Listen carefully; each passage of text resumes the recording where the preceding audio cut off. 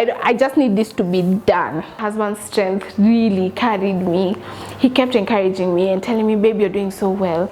I really need to push. I really need to push. My husband kept saying, babe, hold on, hold on, hold on. And we didn't know if we were having a boy or a girl. So that was one of the exciting things. Like, we're finally going to know, are you a boy or a girl? Who are you?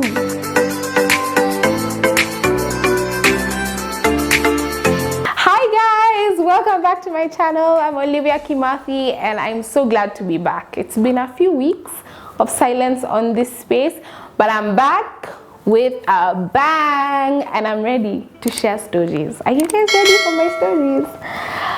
This is a really fun season. We're in December, it's almost Christmas time. I've always loved Christmas so much from my childhood really. My mom and my dad always made Christmas a big deal. And interestingly, they especially made Christmas Eve such a fun day. I feel like I enjoyed it even more than Christmas, because we had Christmas Eve traditions that would just make me so happy. So one thing we would do, we would go Christmas shopping. Christmas shopping meant we go into a supermarket and we can pick anything. That's the day when the answer is yes. Mom, can we have this? Can we have chocolate? Can we have this? Can we have that? Yes, yes, yes. Oh my gosh, you guys, I was like in heaven. It was so exciting. Then on top of all that, we would go watch a movie at the cinema as a family. That was so much fun. I loved going to the cinema. Then we would go out to dinner. The joy I would feel like I'll burst. We go out to dinner and enjoy a nice meal, probably go get some ice cream after, and then we'd go home and sleep, ready to wake up to find Christmas presents under the Christmas tree on Christmas morning. That used to get me so excited. And so I think just my parents making it a big deal when we were younger just made me love the season, spending time with family, eating good food, going to fun places. I loved it all. And I've always loved Christmas, and everyone who knows me knows I'm such a sucker for this season. And so as God would have it, He decided to bless me with my first baby on Christmas Eve. She was literally born on 24th of December 2020. That was such a nice treat, such a nice surprise. As much as it was a hectic time last year, I knew I would enjoy in the coming years, because we'd just be celebrating. Not only are we celebrating Christmas and everything that Jesus means to us, but now we're celebrating Nuri. I'm so excited. Can you tell? I know you can.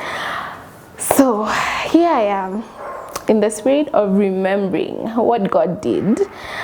I'm ready to share my pregnancy, labor, and my delivery story. So sit tight. We're about to go on quite the ride. My husband and I got married in July 2018, and one of the conversations we had before we got married was, when do we want to have babies? And we were both in agreement that we'd want to enjoy our marriage, just the two of us, for a while before we can bring on the little additions. And so when we thought about it, we thought, you know what, perhaps a year and a half, 2 years is good enough time to enjoy by ourselves, and then we can have the conversation about, are we ready? And of course, there are many factors to consider: where we were financially, where we were mentally, where we were in terms of our relationship, and how we feel about our marriage. So we said, you know what, we'll have this conversation towards the end of 2019. Yeah, let's enjoy ourselves. And that's exactly what we did. We enjoyed ourselves. We went on trips. We enjoyed just having our space to ourselves. We hosted friends. We went out to friends' places. We did all sorts of things and just enjoyed our marriage. That was phase one. Now come the middle of 2019, I remembered, oh, we had said a year and a half, and then we can have this conversation. And so I began to think about it even before I talked to my husband about it. I would think about it, and as I sat and thought, what came to mind is having a baby is not a joke. There's no reverse button. There's no packs. I was just joking. Please take her back. We're going all in, and it's for life. And the more I thought about it, the more I scared myself. And I was like, I don't think I'm ready for this. Honestly, I started to worry about things. I'm like, oh, financially we're not where we thought we would be. It would be better to have more money. It's always gonna be better to have more money. You'll never feel ready for anything, not even a wedding. So whatever it is God is placing on your heart to do it. The finances will catch up. That's just a side note. So anyway, I had all these excuses, and I was like, I don't know, maybe let's wait till the end of the year, let's see. And as I spoke to my husband, he was so open. He was like, if you have a baby now, if you have a baby in 6 months later, like, it's okay, I'm open. And he was just really free-spirited about it. I was the one panicking and thinking, am I ready? I had said, one of the goals that I had set for myself is I wanted to be at a certain weight. Like, I had my ideal weight. I wanted to work out and lose weight, and then I can be ready, because one of my fears was being pregnant and looking like a whale. I was like, no, I have to be cute when I'm pregnant. No, oh gosh. And so I was like, I haven't reached my goals yet. Yes, I had lost weight, quite a bit of it, but it wasn't as much as I had wanted. And so I was like, no, maybe I need a bit more time to keep exercising and eating right. I had all sorts of excuses. And I had convinced myself that maybe it's not yet time. Until one day, I was having a conversation with one of my mentors, and she began to pray for me, and she prophesied over me and said, God is saying, it is time to have babies. I was like, are you sure? He's saying now or soon. She's like, now. And I was like, this is not news to me. I've been thinking about it. It's been heavy on my spirit. I know it's something we need to do. I've just been making up excuses. And so I was like, okay, I hear you, and I will definitely pray on it and talk to my husband about it. Meanwhile, at this point, I was on birth control. So I was like, okay, I probably need to start thinking about getting off birth control for this to happen. And in my head, I was like, okay, it will probably take a few months for my system to adjust after getting off the birth control. So, okay, it would make sense to get off it now and then maybe conceive early 2020. I don't know, maybe. And so I went and told my husband, and he was like, yes, let's do it. And I was like, oh my gosh, okay, let's do it. But I think I was still being a bit stubborn. So God sent someone else with the exact same message. And this time it was someone I was meeting for the first time. I met a pastor at a mutual friend's house. And she was just like, I know you don't know me. I know I don't know you, but I feel heavily that God is speaking about pregnancy. And I was like, here we go again. Okay, fine. God, I've heard you, and I'm going to do it. I'm going to get off this birth control. I want to trust you through this process. You know what's best for me. Let's do this. And so the very next day, I went to my gyna, got off the birth control, and then we began to wait and see what God would do. So I believe it was 3 or 4 months later, we conceived. Very unceremoniously, almost effortlessly. It happened, and we were like, wow, here we are. That's exciting. And I remember when I first suspected I was pregnant, my body was just feeling so strange. It was a rainy day, a very cold season, but I was craving ice. I just wanted some really cold ice water, and I was feeling so hot. And my husband was looking at me like, are you okay? I was sweating. I was wearing barely anything. It's freezing outside, and I'm drinking ice, and I'm like, something is definitely happening with me. And after, I think a day or two later, we decided, let's test and let's see, maybe something is happening. And for sure, 30 seconds after taking the test, it was positive, and I was like, oh my gosh, this is happening, this is insane. it took me a while to actually process that we're going to have a baby. That was so exciting but so scary at the same time. I was like, okay, fine, let's do this. And I had prayed and I had told God, please Lord, let me not have any morning sickness, no weird cravings. In fact, I'd love to crave some fruit and vegetable. That would be great. Please. No weight gain, please. I cannot afford to add any more weight. And honestly, you guys, God answered every prayer. I did not gain any weight. In fact, I lost, I think, 5 kgs. I was thriving. My skin did not break out. My hair was doing so well. I was craving mangoes the whole time. That was beautiful. And I wasn't moody, I wasn't grumpy. It was really smooth. My bump didn't show until I think 7 or 8 months in, maybe 8 months. That was a treat. So I was able to keep it a secret from everyone around me except those I wanted to know. It was such a beautiful journey, and I'm so grateful that it was very unproblematic. So yeah, that was my pregnancy. Very smooth, very nice. I loved my husband. There's some people who can't stand their men when they're pregnant. My husband was my best friend. In fact, I was a bit too clingy. And yeah, everything went really smoothly. And while I was pregnant, I would pray so much about my labor and my delivery. And I prayed that I would, you know, deliver like the Hebrew women. Like even before, in the Bible, the Hebrew women would give birth so fast that the midwife would come after the baby has already come out. Like by the time they call the midwife, it's done. And I was like, Father, I tap into that. Please. So not only do I want a natural birth, but I want a fast one, really fast. And that's what I prayed and believed God for. And 2 weeks before I gave birth, I had this very vivid dream. And I remember in this dream, I was in the hospital and I had just given birth. And I remember seeing my sister. One of my sisters was there, and I saw my mom as well. And my mom asked my sister, Ivy, tell them about Olivia's delivery story.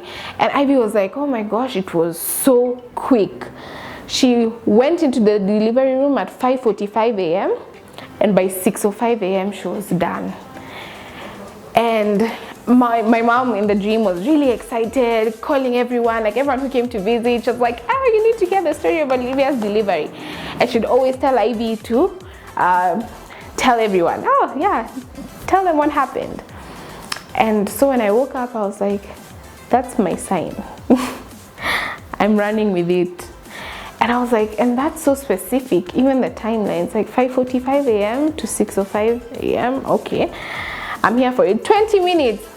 Yes, Lord, I'm here for it. And then something interesting in that season is I kept seeing the number 22. I would notice 22 a lot. And for me, if you know me, I don't think there are any coincidences. Like if something is being highlighted to me, it probably means something. And so I would ask God, what does 22 mean? And I didn't seem to have like an answer. Until one day I thought, maybe I'm going to go into labor on the 22nd. Because my due date was December 26th, the day after Christmas. But I told God, please Lord, let me be home with my baby for Christmas. So I was like, I totally believe, you guys, the faith I had. I believed that on 25th I'll be home with my baby. So I knew I was going to give birth before. So I thought, perhaps it's 22nd. That gives me enough time to heal and make sure the baby is okay and be home in time for Christmas. So the 22nd got here and I had started to feel, something is happening. The baby had really dropped and I was like, yeah, it's signs of early labor. I'm excited. And I remember that week I made sure I went for walks, because they say when you walk, when you exercise, it helps get you jump started, and you know, your cervix and everything gets ready for delivery. So I was like, let me keep walking. So on 22nd in the evening, I remember going for a walk with my sister-in-law, And she had told me she also had a dream the previous night, and she said she had a dream that we ate pizza, and soon after that the baby came. So I was like, since today is 22nd, since I feel like 22 is a special number, since you've just had the dream about pizza, maybe we should have pizza tonight, and then I can go in to the hospital tonight. Yeah, I think the way my body is feeling, maybe that's what's going to happen. So we went for a walk, we got our pizza, we enjoyed it, and by the time I was done with that pizza, I knew something was happening. So I called my doctor and I was like, I'm feeling some type of way. She was like, could be labor, early labor, could be just your body is just getting ready. But you know what, since it's your first baby, just come, we check, we see if you're dilated and how your progress is, and then we'll know from there. So after a few hours, I was like, we are definitely going into the hospital tonight. I told my husband and he was like, let's do this. So we pack I had already packed my bag, I was ready. So we take my bag, take baby's bag, and we go to the hospital at 11 p.m. thereabout. So we get there, and this was the beginning of the most interesting time of my life. Let's call it interesting and traumatic, but interesting. So we get to hospital. No, in fact, on our way to hospital, I have to tell you guys this. So at the time, it was during the height of the COVID-19 pandemic, and there was curfew in Kenya for 10 p.m. So this was already past curfew hours. So of course, the likelihood of us running into a roadblock was pretty high, and for sure we did. And I remember I was sitting in the front seat, my husband was driving, and my mother-in-law and my sister-in-law were in the back. And so we get to the roadblock, this cop stops us, we roll down the windows, and she comes and she looks at us, she's like, yeah, where are you guys off to? I look at her and I say, I'm in labor, I'm going to have my baby. She laughed in my face. You guys, she was like, you're not in labor, why are you lying? I'm like, no, I'm not lying. She was actually so tickled, and she was like, if you're going to have a baby, you will not be smiling. And I was like, no, like for real, we're on the way to the hospital. She couldn't believe it. She thought I was mocking her, and I was like, okay, I can't wait to pass here in a few days with my baby so that you can see that I'm actually, and I didn't really look pregnant, so I don't blame her, but I was like, anyway, what does she know? I get to the hospital. I'm still happy, not really feeling, like I'm feeling slight discomfort, but I can't say like I'm feeling contractions, but I know for sure something is happening. And so my doctor is like, okay, let's see, let's check, and then we see. I didn't realize what checking meant. So I enter the room, I'm given clothes to change into, like take off your clothes, put on this gown, that's fine. I go and I lay on the table there and checking how far I was dilated. Oh gosh, I was not ready, guys. So she checks, she takes her fingers and puts them up and checks how far I am, and I think I was something like 2 centimeters dilated, like nothing much. But she was like, there's definitely activity. So she said, you know what I'm gonna do? I'm gonna do a membrane sweep for you. For those of you who don't know what a membrane sweep is, it's as they're checking how far dilated you are, they sweep the area to facilitate the process so that now you can start to have contractions. It's like almost like making the process of labor faster. It's as uncomfortable as you think it is. Borderline painful. Some people say they feel pain, but for me, I was just really uncomfortable, and it took me by surprise. I was like, hey doc, what is happening? I was not ready for that. So now after that membrane sweep, I was like, I feel defiled, but you know what? It's all part of the process, it's fine. So she tells me, go sleep. In fact, I won't send you home. Like, we'll just give you a bed, you sleep for 4 or 6 hours, and then we check again how far you are, and then we see. So I was like, okay, fine. So I decided, okay, let me sleep. My husband was excited, so he was like, I'll just stay with you, let's sleep. We shared my little bed. I wish we had known better. But anyway, it's our first baby, so we didn't know how fast my labor would progress. So it didn't make sense for him to go home. Meanwhile, my mother-in-law and my sister-in-law were waiting in the lobby for us. Imagine, for all those hours. So 4 to 6 hours later, they check again. You guys, I was only 4 centimeters dilated. Or was it 3? Like something ridiculous. Like it had barely moved, and I was like, what? Yet now I was feeling a few contractions here and then. I'm like, it feels like there's so much activity, but nothing. So now it's the 23rd of December, early in the morning, and there's nothing much happening. You guys, I wish I had been prepared for how much rest I would need, how much strength I would need, and patience. Because long story short, the whole of the 23rd, I was stuck at 4 centimeters. The whole day. So they were like, you're progressing really slowly. We need to help you. Okay, help me. So first, they gave me a pill to induce me. I think I put it under my tongue and just waited. The contractions became more intense. And I thought like, wow, this must be it. But the doctor came in and she was like, Olivia, you're still smiling, you're still talking. Not yet. And I was like, what do you mean? The pain is, and all this time I have visitors, my sisters, my best friend, my husband, people are there and I'm entertaining them. Like I'm feeling contractions, I keep quiet for a bit, and then I continued my stories. I'm thinking, oh, I'm in labor. You guys. By the time it got to 7 p.m, I wanted to scream because I was still at 4 centimeters. This is almost 24 hours later. I have taken the pill, I think, twice, and they've put a suppository in as well. I've been induced like 3 times, and nothing. I sent everyone out. I told them, you guys go look for dinner. I need time to just be by myself. I was so frustrated. And I was like, Lord, surely this is not what I prayed for. This is not what I hoped for. Why is this taking so long? What's going on?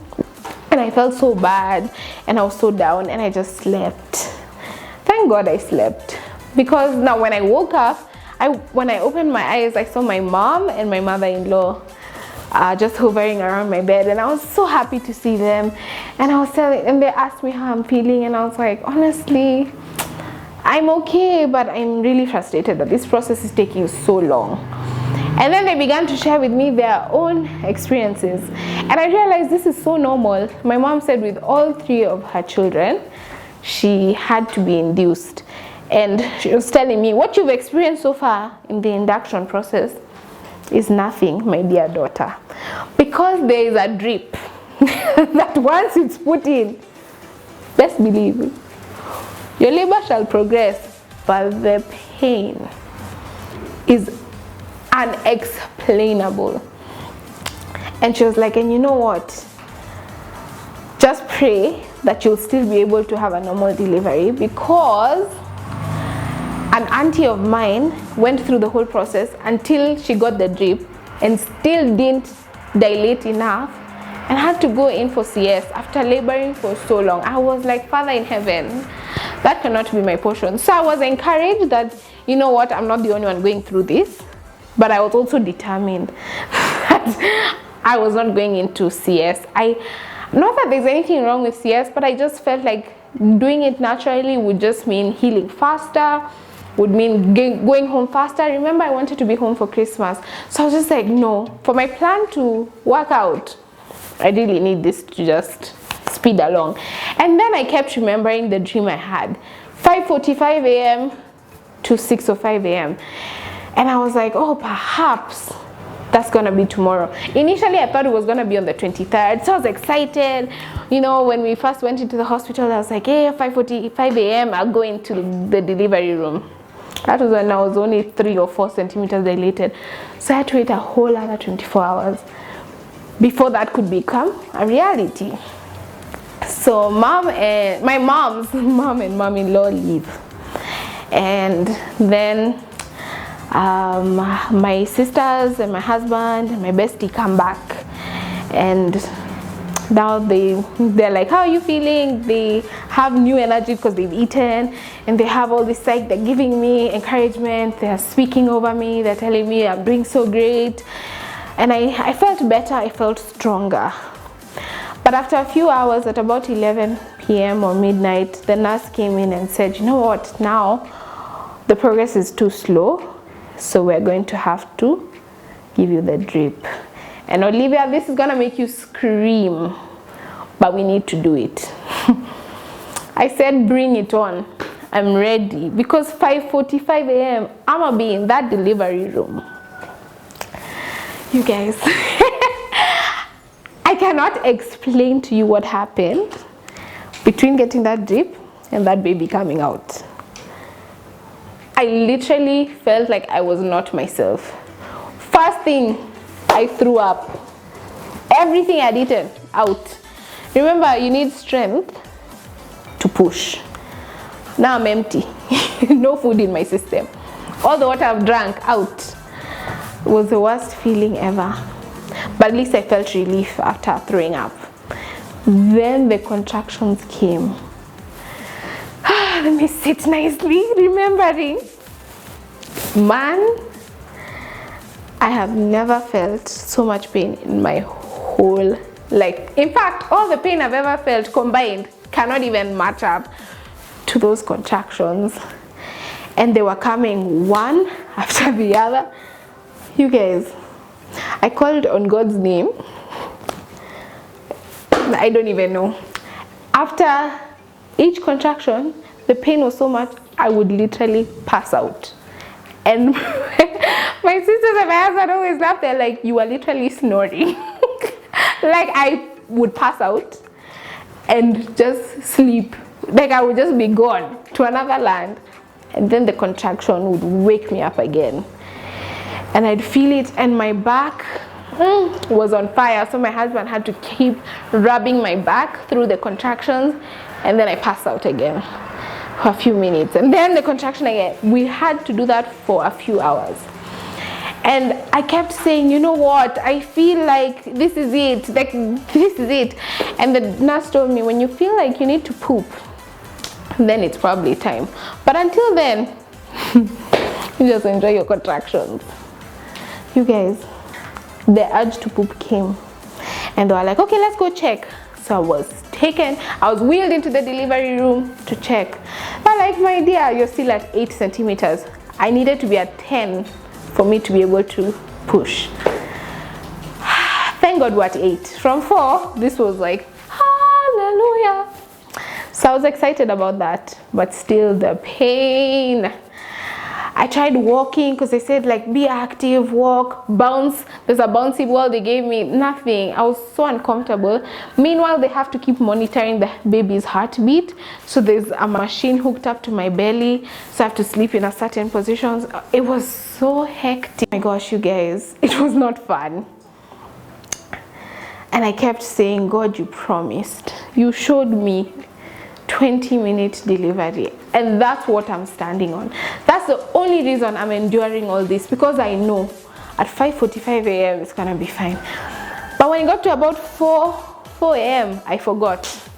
Now I just wanted this whole story to be over. I was like, I don't know if I'm going to die here. I just need this to be done. What in the world is this? And that's when my husband's strength really carried me. He kept encouraging me and telling me, babe, you're doing so well, you're about to be there, like we're almost there, you've come this far, we're gonna be holding our baby soon. He kept telling me, remember your dream, 5:45 is not far, we just have an hour to go, just hang in there, you're doing so well, I'm so proud of you. Honestly, those are the words that carried me, you guys. And I kept listening to what he was saying, and I was like, yeah, yes. God showed me. This is gonna come to pass. It's going to come to pass. And at 5:30 a.m., I was like, the baby's coming. So I felt the urge to push.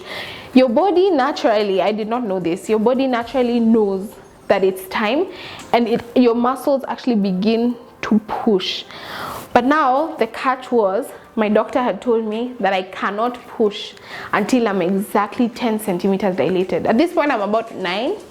And she was like, you need to be 10 centimeters dilated, Olivia, because if you push prematurely, then your cervix will swell, the baby's head will get stuck, and you have to go into CS. I was like, no, I can't have gone through all these 29 hours of labor so that I can mess up at the end. I was like, no.